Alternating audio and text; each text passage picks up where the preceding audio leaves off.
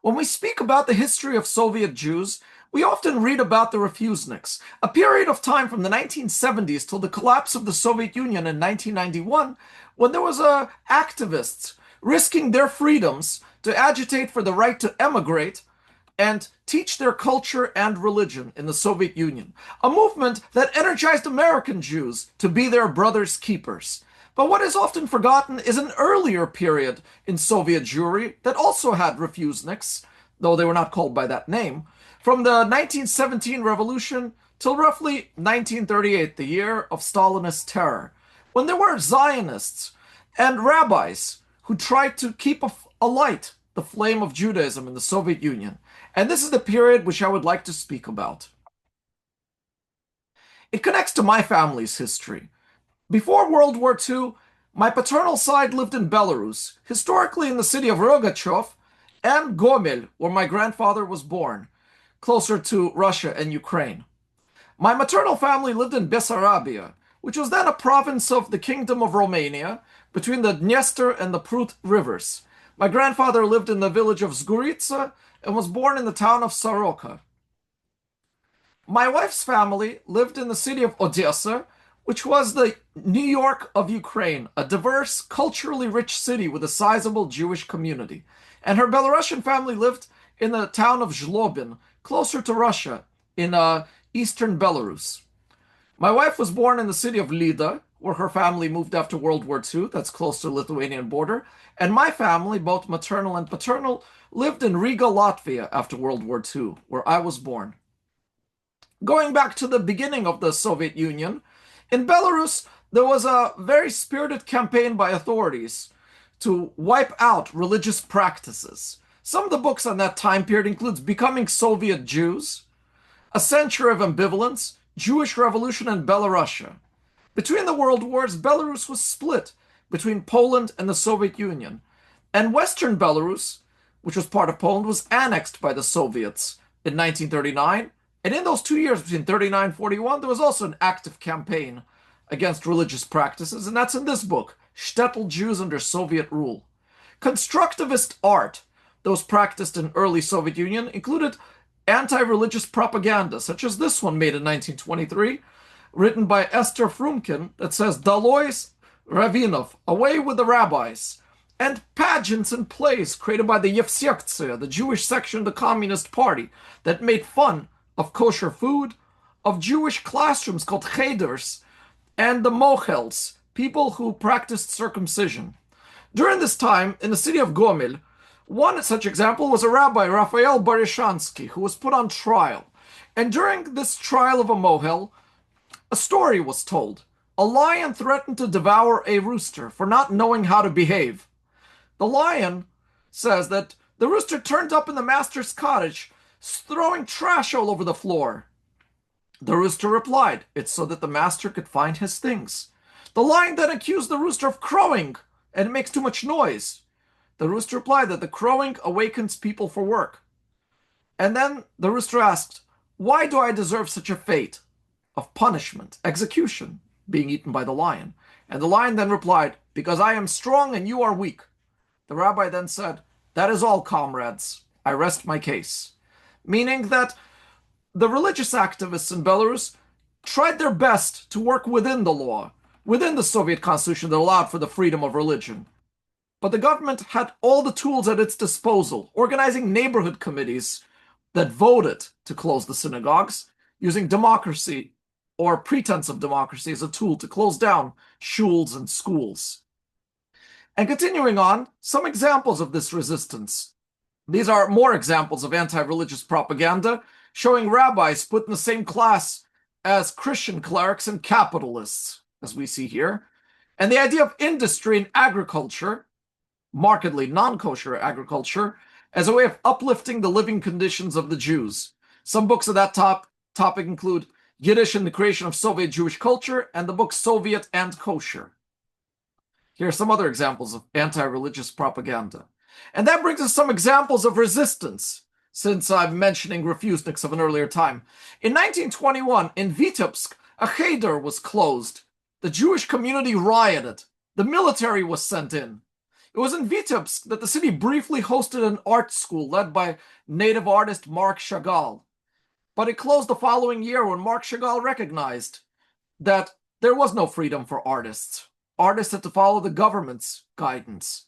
And so he fled back to France, which likely saved his life.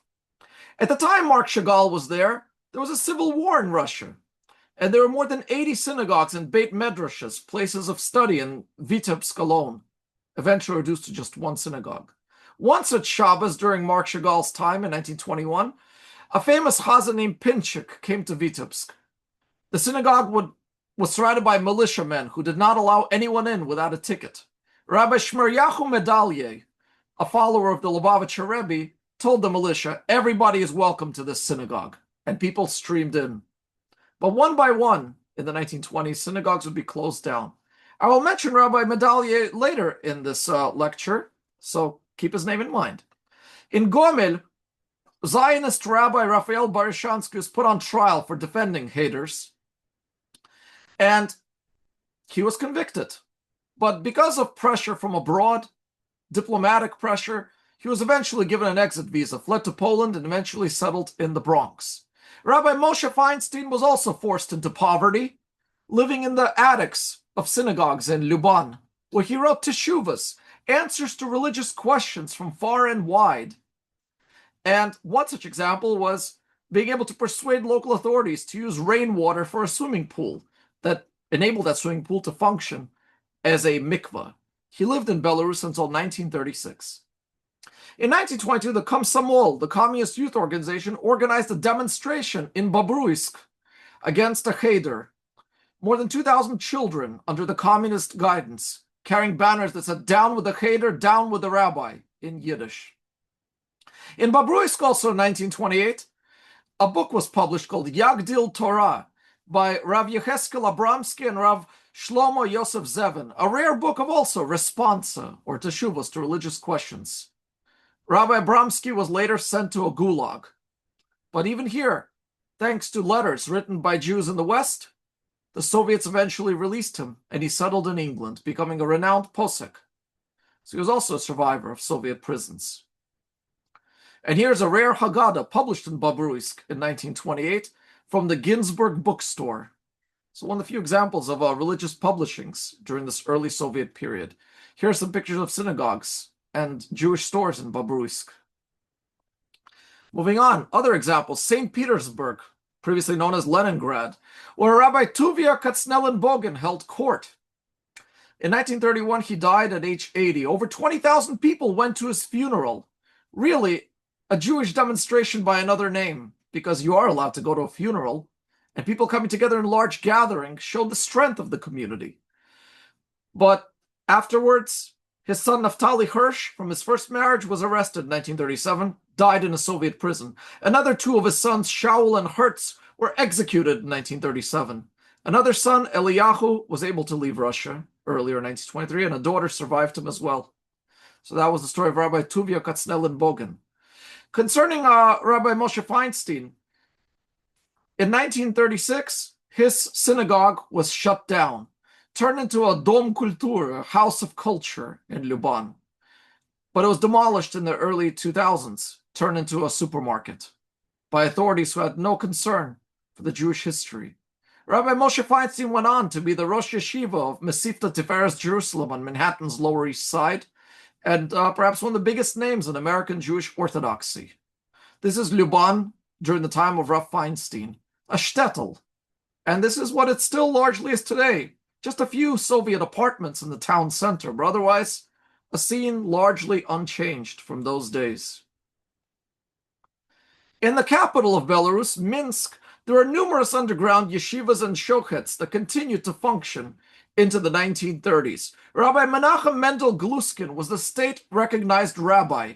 He survived a show trial of shohets, forced to write a letter to international Jewish communities that the Jews are not being persecuted. He defended his daughter's right not to attend class on Shabbat. But the Choral Synagogue, the great synagogue in Minsk, was eventually turned into a state Jewish theater and then simply just a house of culture, and after the war renovated beyond recognition. It was perhaps one of the big synagogues that was still recognized in history books and still stands today, though in a much different form. One of the books on that time period includes Becoming Soviet Jews by Elisa Bemporad, describing the interwar years in Soviet Minsk. But you could find so much more looking at the JTA, Jewish Telegraphic Agency, the International Jewish Wire Service. Small stories from the 1920s. There are snippets, sometimes 2 lines, sometimes a paragraph, that talks about rabbis being arrested, rabbis being permitted to leave the country, people dismissed from their jobs for defending religion or practicing religion or trying to keep Shabbos. So examples can be seen here. And between these newspaper stories and letters from Jewish communities appealing on behalf of Soviet rabbis and Soviet court records, so much could be written that would enrich the stories of these early Soviet refuseniks. The Jewish Daily Bulletin, published by the JTA, you could see here, worshippers resist confiscation of Minsk synagogues. The year was 1929. People arguing in court, people demonstrating in the streets, including street fights, to defend synagogues. Now, 1929 was after Lenin died, and just as Stalin was consolidating his power. And continuing on, Gomel rabbis face Soviet justice.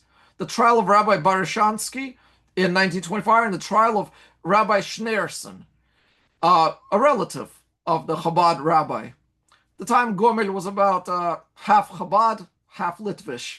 So I'm not exactly sure where my ancestors stood, but I believe they were more Litvish. You could see in Kiev a synagogue closed, but all of it going through this modicum of legal procedures. And here as well, in Warsaw, there were fears that rabbis were executed. Soviet leaders deny they were executed, even speaking of their possible freedom. You have congressional investigations asking for the freedom of these rabbis, that even as the United States was isolationist and Ellis Island was largely closed by 1924, there were members of Congress who spoke up. And notice the name Senator Bora. Senator Bora was a conservative Republican, an isolationist, not a friend of immigration. And that's why supporters of Rabbi Feinstein would go to Senator Bora. If he could speak for this rabbi, the Soviets would listen. And so it was largely through Rabbi Bora that some of these rabbis were given an extension of life. So we see that here. Other examples. Nevel, a city in the Pskov region of Russia, on the edge of the Pale of Settlement. After the expulsion of the 6th Chabad Rebbe, Rabbi Yosef Yitzhak Schneerson, the Rayatz, initially sentenced to death in a Leningrad prison, and released in 1927 because of an international outcry, exiled from Russia. He eventually made his way to Poland and later New York. There was an underground Chabad yeshiva in Nevel, whose students spread out throughout the Soviet Union, as far as Bukhara in Central Asia and in Georgia, and throughout Belarus and Ukraine, teaching Judaism in small organized cells, leading what was called the Vad Rabbane FSSR, the Union of Rabbis of USSR, a Chabad-dominated group that continued to organize Jewish life in secret. This is in Nevel. This secret community largely disappeared by the late 1930s as a result of persecution, forced to disperse throughout the country. And books on the Chabad experience include Samarkand by Rabbi Hillel Zaltzman, where Chabad Rebbeim in Central Asia kept the flame of Judaism burning among Bukharian Jews. I Am Not Alone by Riva Pomerantz, a story of a woman who kept her family Jewish during the Soviet experience. To Remain a Jew by Rav Yitzhak Zilber, deep in the Russian state of Tatarstan, maintaining Shabbos observance and kashrut under the difficulty of Soviet life. There are books that describe the life of Rabbi Mendel Futterfass, who spent decades in an Arctic prison for being a Chabad follower. And A Life of Sacrifice about Rabbi Yitzchak Elchanan Shagalov of Gomel. If my grandfather had a bris, it was possibly conducted by Rabbi Shagalov. In 1937, the year of the Soviet terror, when millions of people were sent to the Siberian prisons for forced labor and death, Rabbi Shagalov was arrested.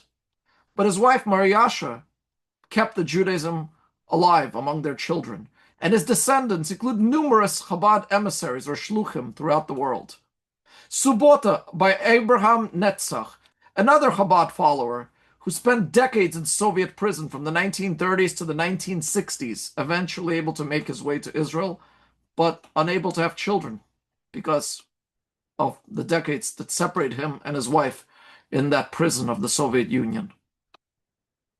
And there are so many other books written about the gulags, including Stalin's Terror, Gulag by Anne Applebaum, and so many of the people who suffered in these camps were Jews, many of them religious, many of them communists, arrested for being Jewish, and some of their tormentors were Jews too, who eventually themselves would be arrested, such as Matvei Berman, Genrich Yagoda, among others. Really a tragic story. And interestingly enough, though, some of the Soviet Jews who survived the gulags during World War II, they were spared from the Holocaust as a result, though not by much. And you could see some of the mugshots of Rabbi Futerfas and Baruch Lifshitz, known as the Mohel. And here are other examples. Rabbi Medallier was appointed as the chief rabbi of Moscow in the 1930s. He was closely monitored by the state. His position in the Arkhipova Street Synagogue was to serve as an example that religion is allowed in the Soviet Union. But he used his position to continue communicating with the Sixth Rebbe, as well as other Chabad emissaries throughout the Soviet Union, for which he was arrested and executed in 1938. A rabbi who was doing his job, but he had to. He felt it was his duty to maintain religious observance and not just serve as a figurehead. One of those places where religion continued to flourish was in Soviet Uzbekistan, because Lenin recognized that Central Asia was a more traditionalist region for both Muslims and Jews. And so in the Uzbekistan, Soviet authority was less heavy-handed towards religion. And it was here that examples such as the Gumbaz synagogue in Samarkand, a beautiful building that still functions today, continued to inspire the local Jews. It also explains why even in America, Bukharian Jews, mostly based in Queens, are more traditional and more religiously observant than Ashkenazi Jews, Russian-speaking Ashkenazi Jews, who are largely based in Brooklyn. Some of those books I mentioned include Samarkand, but also Rabbi Shlomo Hai Niyazov, who was a student of Chabad Rebbeim in Soviet Uzbekistan of the 1960s, published this book called Defiance in Samarkand that goes into the long history of Chabad in Central Asia, going back to the 1890s. So long before Chabad became a global name, they were already sending emissaries throughout the former Russian Empire and the Soviet Union. So this book is also a great resource. And other examples include Rabbi Yehuda Leib Levin. He was a student, I believe, of the Slobodka Yeshiva, and after World War II, became the chief rabbi of Moscow, reviving the empty seat left by the execution of Rabbi Medallier. Rabbi Levin served also as this figurehead who testified that there's no anti-Semitism in the Soviet Union, only anti-Zionism, but he maintained correspondence with American rabbis to make sure that Soviet Jews continue to get matzah deliveries and religious literature to serve their needs.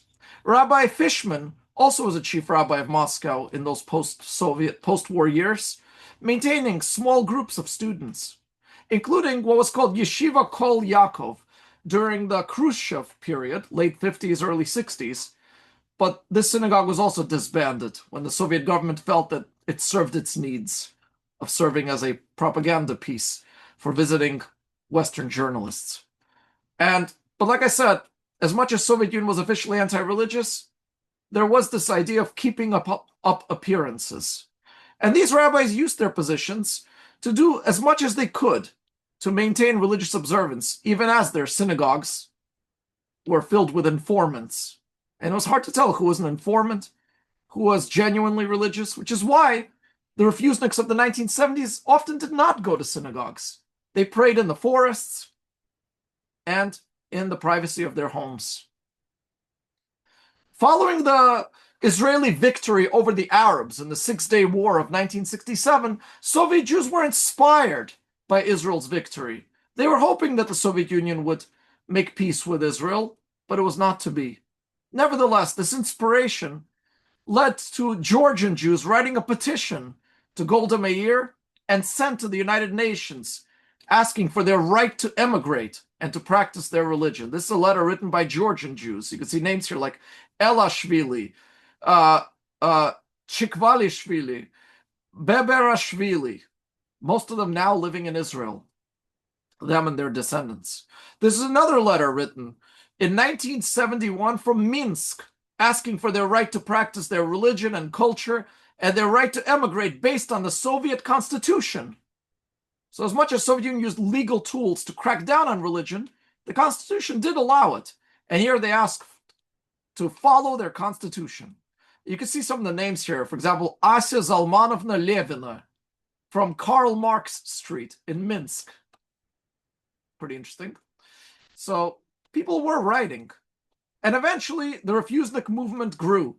This book by Yaakov Astor called The Underground mentions it. And you could see how from 1971, the Soviet Union suffering a bread shortage, and the United States made a deal. We would sell bread to the Soviet Union, but the Soviet Union had to agree to open its borders and let my people go. And slowly the numbers increased of people who would leave, but not everyone was allowed to leave. Scientists, mathematicians, some of them high-ranking veterans were not to go because they would have state secrets ostensibly. And one of them was a mathematician, Anatoly Sharansky, better known today as Natan Sharansky, sentenced to Soviet prison the day after his marriage. His wife able to make Aliyah, but not him. He was not to leave till 1986.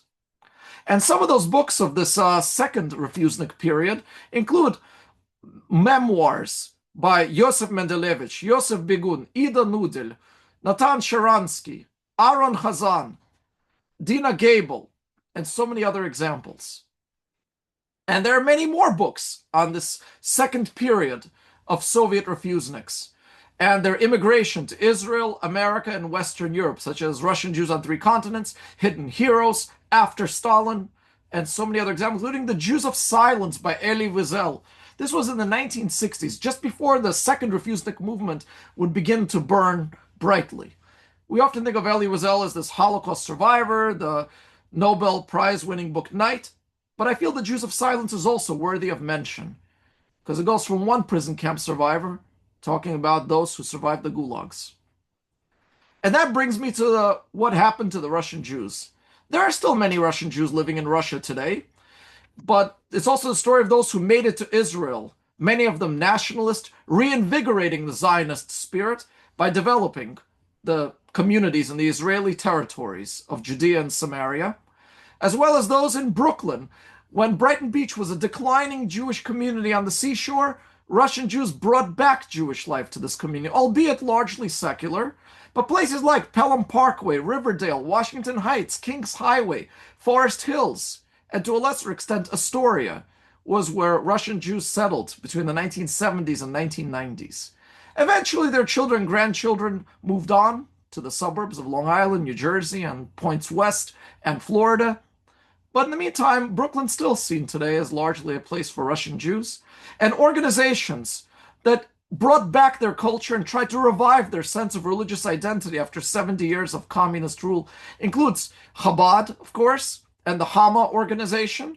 Includes local-based organizations such as Russian Jewish Community Foundation, Hillel on campuses throughout Russia, Europe, Israel, and the American college campuses, Ezra USA, Rage, based in Brighton Beach, Russian-American Jewish Experience, Emet Outreach, largely in Queens, mostly serving Bukharian Jews and to a smaller extent Georgian and Mountain Jews, and this book, The New Jewish Diaspora of Russian-speaking Jews in the United States, Israel, and Germany. Notice we say Russian-speaking, because, again, I was born in Latvia, my family's from Belarus and Moldova, and in light of the war in Ukraine, I don't like to be described as Russian, more as Russian-speaking. It's also why many Russian stores in Brooklyn call themselves international stores, because they have food from all the 15 republics of the former Soviet Union. So again, Russian-speaking, but not Russian. And I hope you've enjoyed this video on that earlier period of Refuseniks, because even though my family was largely secular, I view myself as at least a spiritual descendant of people like Rav Feinstein, Rav Baryshensky, and some of those early rabbis of Belarus who tried their best against threats to their freedom and their lives to keep the Jewish flame burning. It's one that I continue to pass on to my children.